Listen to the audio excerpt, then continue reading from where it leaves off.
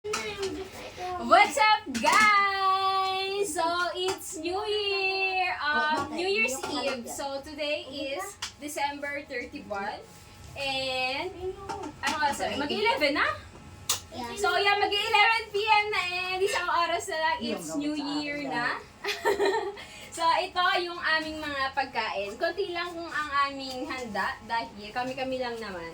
So, ayan, bumili lang tayo dito ng 2 pizza. And meron tayo dito, what do you call this one? Maha. Leche flan, what is this? Nilagang baboy na sinigang. This is caldereta. This is? Embutido. Ito, sinama ko na lang din yung mga pagkain naming bilog-bilog. Meron tayo dito mamon, meron tayo dito mango butterscotch, and pulboron. Tapos, ayan, yung ating mga prutas, 12 kinds of fruits. Tapos, 12 pieces of eggs. Siyempre, mga mapamahiin ang ating mga kasama sa bahay, mga matatanda sa ulo.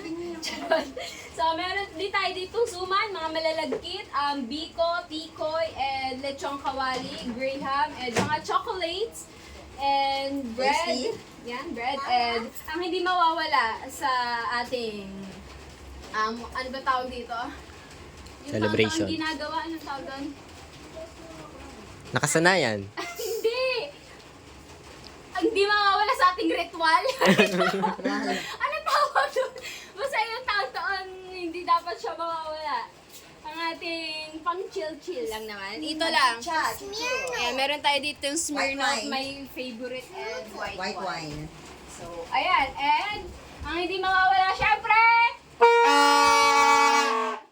New Year! Happy New Year, guys, from our family to yours. So, Happy New Year, Daddy! Hindi ka man nakabot ng New Year kasi nag-Christmas na siya dito. Noong 28, umuwi na siya. So, ayan, ito lang aming simpleng handa. Ang init yun. Alright, ito ang aming lechon! Nasa ilalim ng lamesa! Hindi, nasa loob siya dahil takot siya sa paputok sa maingay. So, Paputok? ayan.